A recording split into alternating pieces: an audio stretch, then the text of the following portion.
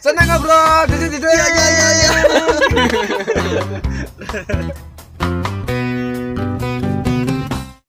Oke, assalamualaikum warahmatullahi wabarakatuh. Welcome back to our channel Kuculuk Deso. Channel yang berisi konten guyonan dan senang ngobrol. Nah, pada kesempatan kali ini saya sendiri nih. Biasanya kan kalau di konten senang ngobrol kita ada lawan berbicaranya nih guys. Ya namanya juga ngobrol pasti ada lawan bicaranya. Cuman pada kesempatan kali ini saya sendiri. Ya dadakan sih sebenarnya. Karena saya habis nonton YouTube dan melihat salah satu video lah. Yaitu tentang kekerasan pada anak. Dan itu membuat saya berpikir dan prihatin sebenarnya. Miris. Karena apa? Ya pasti kasihan lah guys. Anak kecil di umurnya yang harusnya dia senang-senang bermain, mendapatkan kasih sayang yang cukup dari orang tua, justru mendapatkan kekerasan baik itu secara verbal maupun fisik. Dan mirisnya lagi, kekerasan itu didapatkan dari orang-orang terdekat, mulai dari saudara, tetangga, dan bahkan sampai ke orang tuanya sendiri guys. Sebagai contoh, video ini. Buat apa ditolong? Buat apa ditolong? Kenapa bayar? Tak payah diajak main. Buat apa diajak main? Main yang adanya terus minta jajan.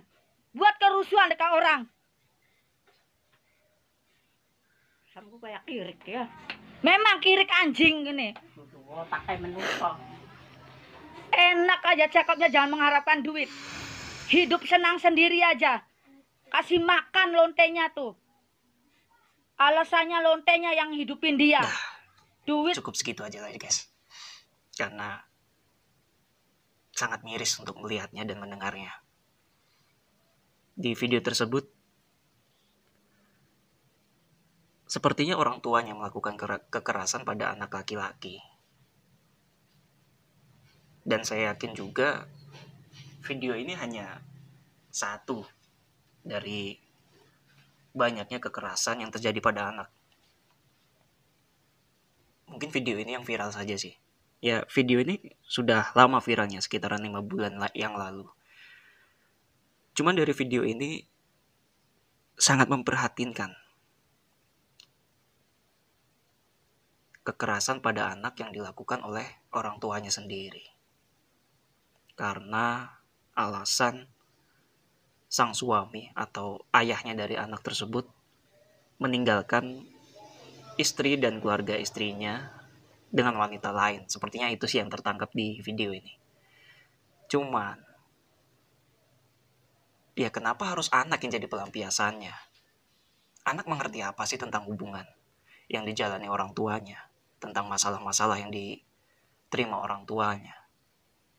Anak ngerti apa? Ya kita pernah merasakan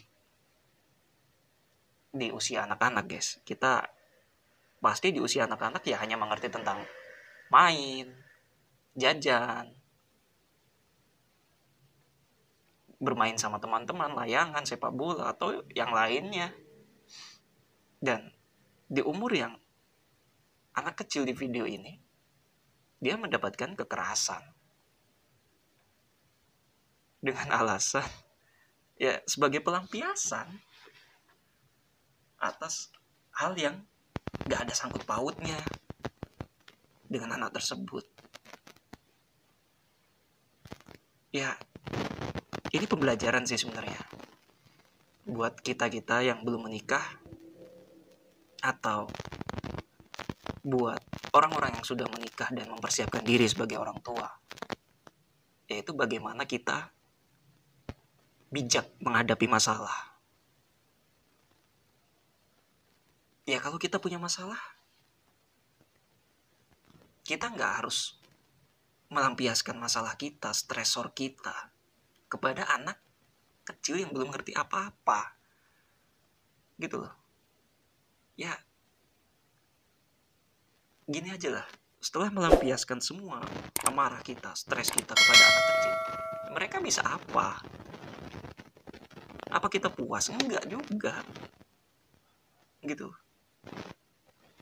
Mereka nih ya belum ngerti apa-apa loh.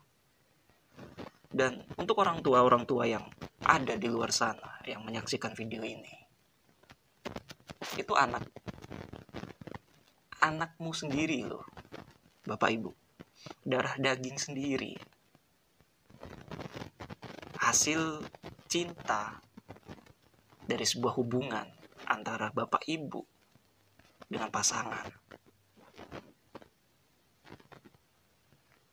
Banyak di luar sana yang setelah menikah lama, yang ingin mempunyai anak, mempunyai momongan, cuman mereka kurang beruntung tidak dikasih. Sedangkan Bapak Ibu yang dikasih anak justru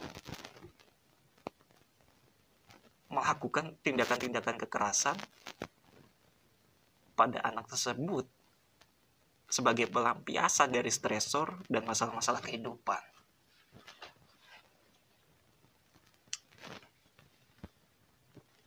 Sebenarnya Bapak Ibu nih tahu nggak sih efek negatif yang timbul dari anak-anak yang mengalami kekerasan jika tidak mendapatkan treatment yang tepat dan dari spesialis yang tepat, ahli yang tepat. Yang pertama, efek negatifnya yang bisa terjadi pada anak. Ketika sudah besar nanti, anak cenderung lebih emosional. Dia bisa cepat merasa marah, bisa cepat merasa sedih. Dia tidak memiliki percaya diri. Dia bisa melukai diri sendiri. Dan bahkan buruknya, dia kemungkinan melakukan bunuh diri. Dan dari penelitian yang ada, anak yang mengalami kekerasan pada usia dininya, usia kecilnya, cenderung untuk melakukan bunuh diri.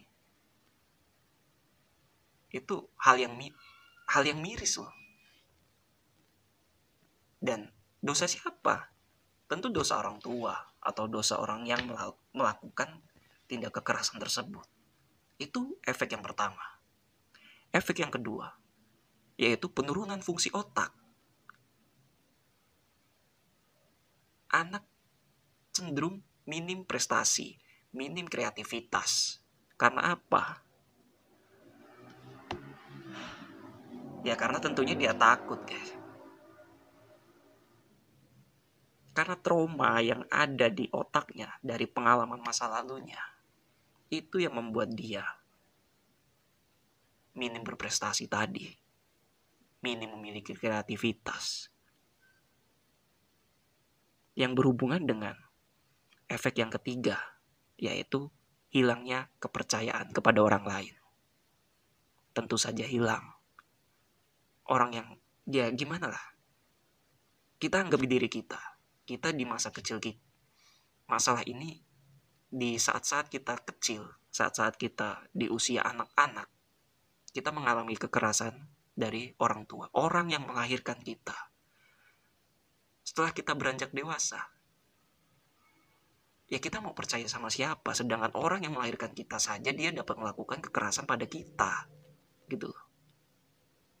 Tentunya, ketika korban dari kekerasan pada saat usia anak-anak tadi beranjak dewasa atau telah dewasa, dia akan sulit untuk percaya pada orang lain, sulit membina hubungan terhadap orang lain.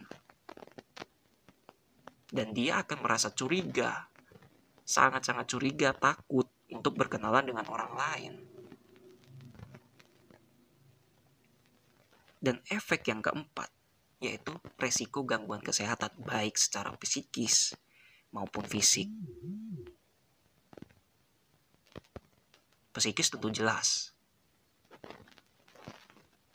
karena pengalaman dari masa lalunya, dia bisa menjadi depresi ketika saat dewasa, bisa berperilaku negatif, mencoba hal-hal negatif, narkoba,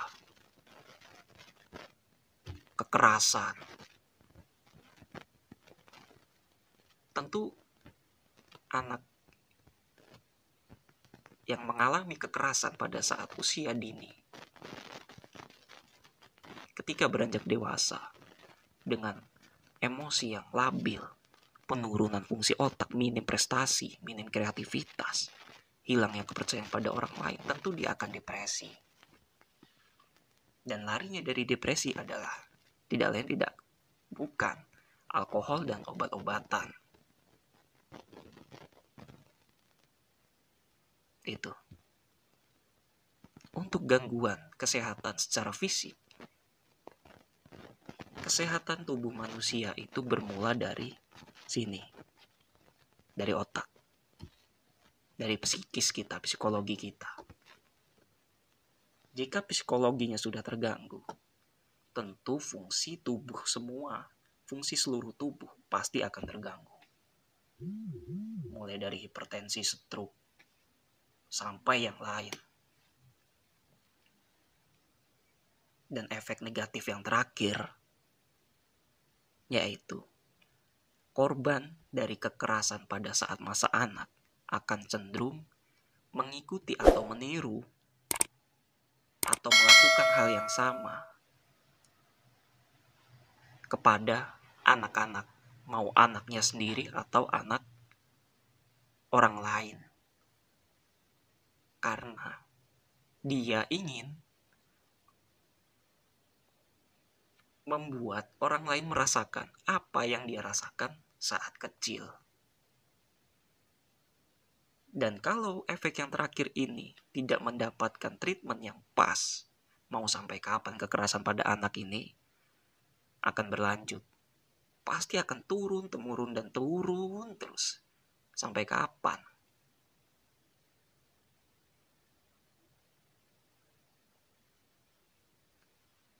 Itu tadi efek-efek negatif dari kekerasan pada anak. Ya, gimana lagi? Entah, saya gak habis pikir sih. Sebenarnya apa yang difikirkan oleh orang tua yang melakukan kekerasan pada anak, baik secara verbal maupun fisik. Sebenarnya apa yang mereka pikirkan gitu loh. Itu darah daging mereka. Buatnya seneng kok. Giliran sudah hadir di dunia, kok malah dilakukan hal-hal yang seperti itu. Berpikirnya panjang, bos. Kita melakukan kekerasan pada anak kecil yang waktunya saat-saatnya seharusnya dia mendapatkan kasih sayang yang cukup, mendapatkan kebahagiaan. Justru dia mendapatkan sebaliknya. Dia dewasanya bagaimana? Akan jadi seperti apa? Untuk orang-orang tua yang melakukan tersebut, kau telah merenggut kebahagiaan anak kecil. Sangat kejam itu.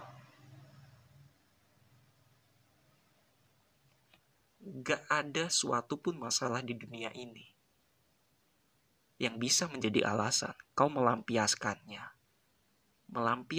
kepada anakmu sendiri maupun anak-anak yang ada di bumi. Gak ada satupun alasan yang bisa kuat, yang bisa mendasari semua kekerasan pada anak-anak.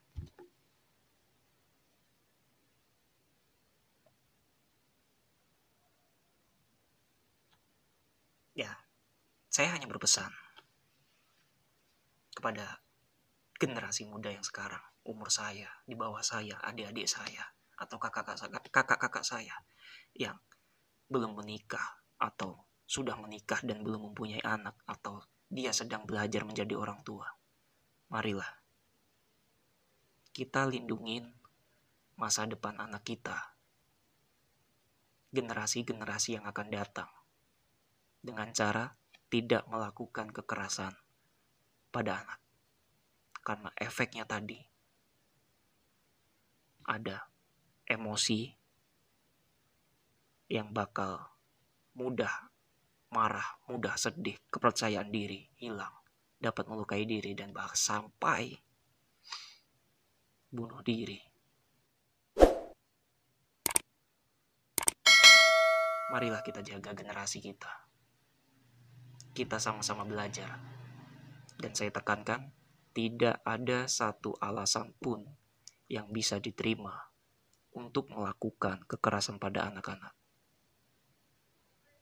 Itu. Terima kasih. Semoga keresahan ini bisa membuka pikiran kita semua. Saya akhiri. Wassalamualaikum warahmatullahi wabarakatuh. Senang ngobrol. Ya.